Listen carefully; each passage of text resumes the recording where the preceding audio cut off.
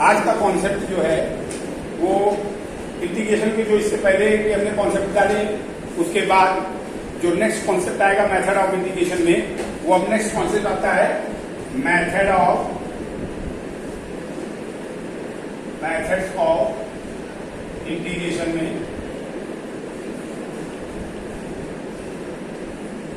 अब आता है जो अभी पढ़ाने जा रहे हैं, वो आपका आता है इंटीग्रेशन बाय पार्ट, यानी इंटीग्रेशन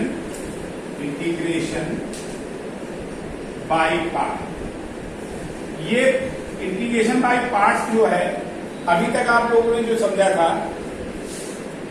डिफरेंशिएशन में जब भी दो फंक्शन का डिफरेंशिएशन हम स्टार्ट करते हैं तो we have a formula, if d upon d x of u into v अगर है तो हमको मालूम है v पहले u d upon d over d upon d x of v plus v d upon d x of, ये आपने differentiation पढ़ा। लेकिन इंटीग्रेशन में ये चीज एक अलग तरीके से आएगी।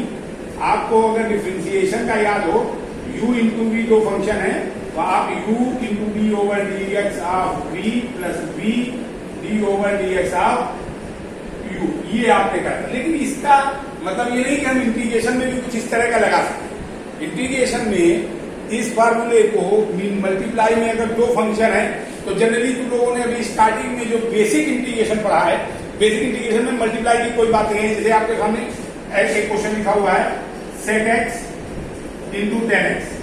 अब जिनको ये फार्मूला नहीं याद है कि ये किसका फार्मूला होता है, तो वो तो फंस जाए। वो तो कहेगा सर ये sec x f1 है और sec 10x f2 है, ये इंटू में है और dx है, तो ये तो सर f1 इंटू f2 लगे। f1 f2 अगर डायरेक्ट देखते हैं तो ये डिफरेंशिएशन में इस तरह का फार्मूला हम यूज करते हैं, लेकिन इंटीग्रेशन इसका अपोजिट है। तो इंटीग्रेशन में फार्मूला कैसे लगता है, इस चीज को जरा समझना। और फार्मूला थोड़ा सा लर्न करने का प्रोसेस इस तरह से कुछ होगा कि पहले पार्ट को आपको याद रखना, दूसरा पार्ट अपने आप आप समझ जाओगे क्या है। तो तरीका क्या है, अगर आपने दो पोर्शन ले लिए, दो फंक्शन कोई भी इसी तरीके के लिखे हुए क्वेश्चन में, इंटीग्रेशन आप f1 एक फंक्शन है इंटू f2 दूसरा फंक्शन है और x के रिस्पेक्ट में इसको इंटीग्रेट करना। देखिए क्या f1 D integration of f2 करना और dx माइनस बी में माइनस आ जाएगा। अब यहां पर एक बड़ा इंटीग्रेशन यूज करोगे जिसके इंटरवल में वर्क हो रहा होगा d over D x of f1।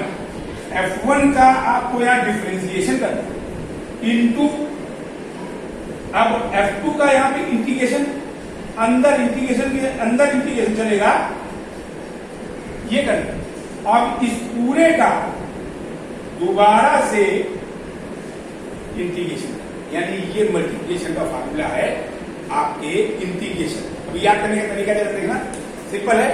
लिखने का प्रोसेस अगर सही रहा तो इंटीग्रेशन आपका बिल्कुल सही निकल गया।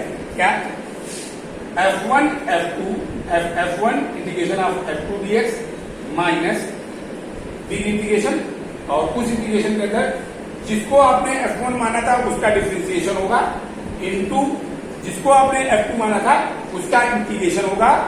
यहाँ पे डिफरेंशिएशन था, यहाँ पे इंटीग्रेशन है। और इस पूरे को जब आप सॉल्व कर लोगे, इस पूरे पोर्शन को आप जब सॉल्व कर लोगे, तब उसके साथ फिर से dx लगा हुआ है, यानी उसका दोबारा से इंटीग्रेशन आपको करना।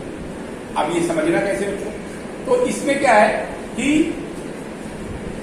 f1 f2 को थोड़ा सा समझ से आपको काम करना कि f1 किसको मानना है और f2 किसको मानना है। अगर आपने f1 f2 को एज्यूम करने में मिस्टेक कर दी तो इंटीग्रेशन, यही इंटीग्रेशन जो 4 लाइन में खत्म हो जाता वो 2 पन्ने ले लेगा और आप आंसर फाइनल नहीं पहुंच पाओगे। तो इसमें सबसे इंपॉर्टेंट बात है कि f1 किसको मानना चाहिए और f2 किसको मानना चाहिए।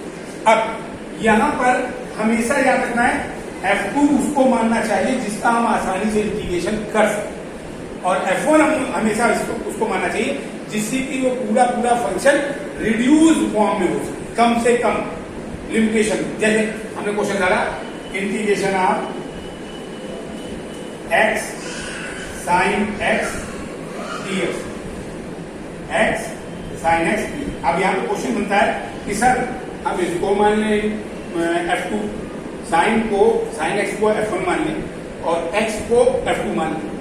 तो हमने कहा ठीक है भाई बात, लेकिन हमने कहा दोनों तरीके से जरा करके देखो तो आपको खुद भी थोड़ा सा एक्सपीरियंस होगा कि हमको किस तरह से ये सोचना चाहिए।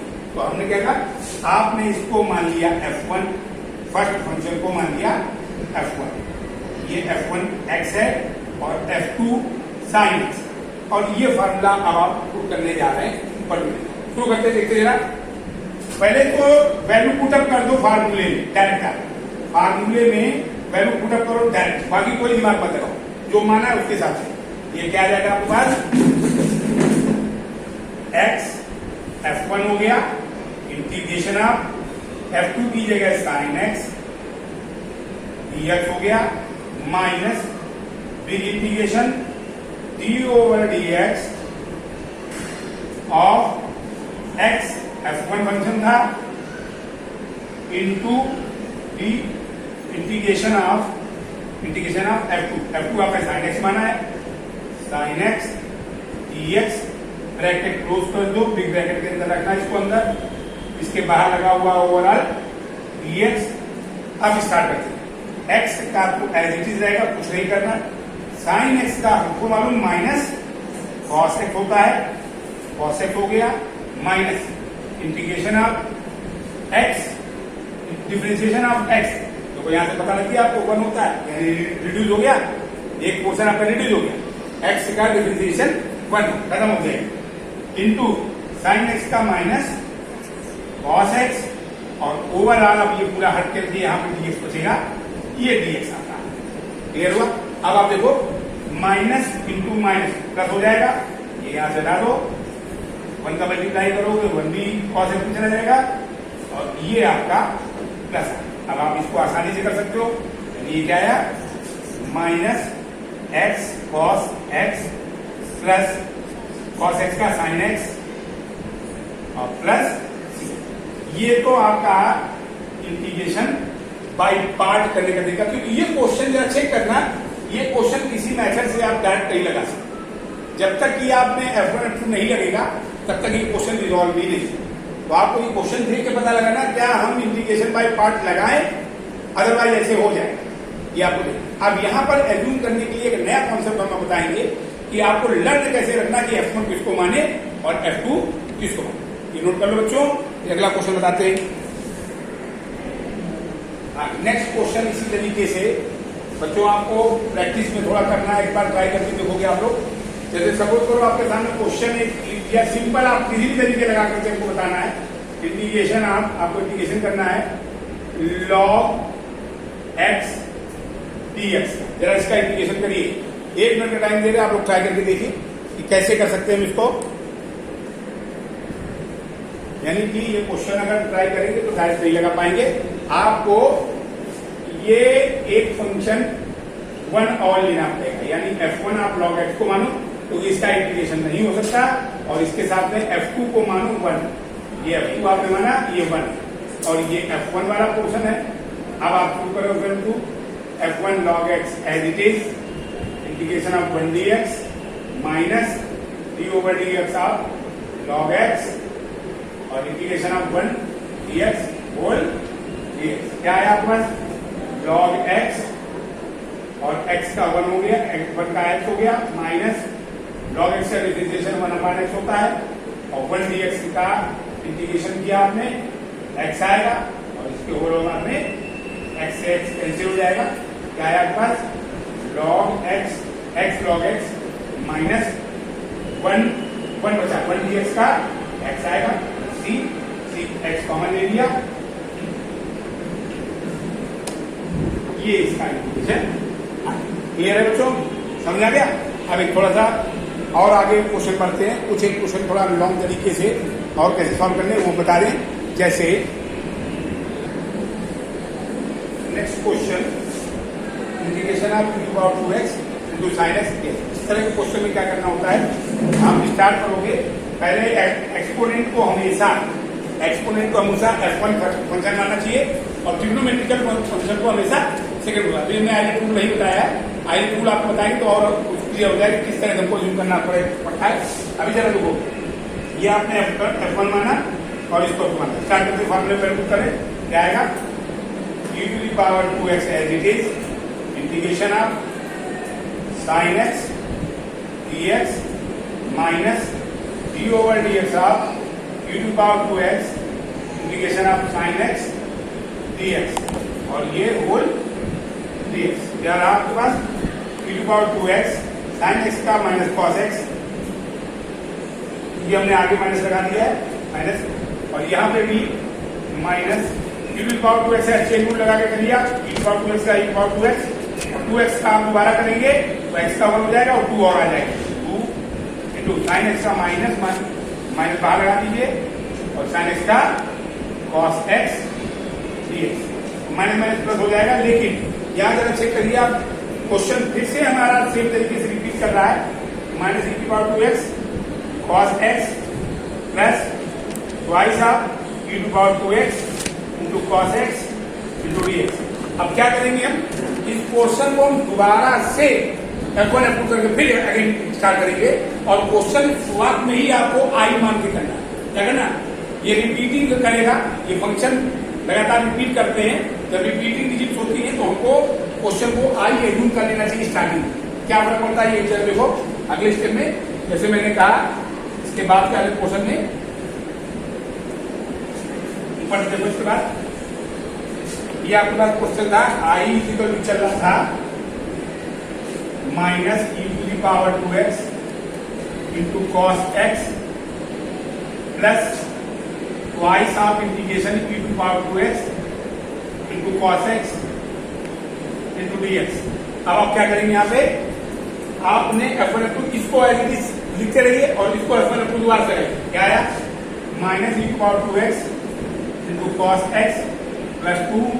अब F1 ये है आपका, F1 ये और cos x F2 मान लिया, तो करते हैं e to the power 2x F1 integration of cos x dx minus d over dx of e to the power 2x into integration of cos x dx और whole dx।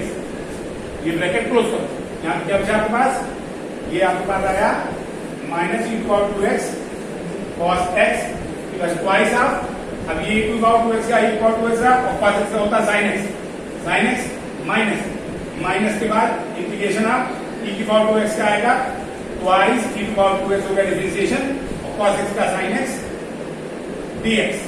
अब आप देखिए question दोबारा से बन गया, जो क्वेश्चन हमने लिया था क्वेश्चन फिर से दोबारा आ गया, यानी एलिमिनेट नहीं हो रहा, इसका मतलब जो एज्यूम किया था हमने उसकी वैल्यू कर देंगे। हमने माना था इस क्वेश्चन को I, क्या माना था I, आप ये वैल्यू यहाँ पे पुटअप करेंगे, यानी कि I बराबर क्वेश्चन था हमारा, यहाँ जहां पे आपका इक्वल टू साइन एक्स आया वहां I पुटअप कर दीजिए और इसको खोल दीजिए, I is equal to minus e to the power 2x, ये I क्वेश्चन में चल रहा है, ये I हम वैल्यू पुट करेंगे यहाँ, ये I क्वेश्चन का चला लगा था, इससे कोई लेना नहीं, और ये वैल्यू हम पुटअप करेंगे वहां, क्या आया e to the power cos x plus twice of e की power 2x sin x minus, ये ट्वाइस टाइम है, ट्वाइस टाइम था तो 2i हो जाएगा, 2i।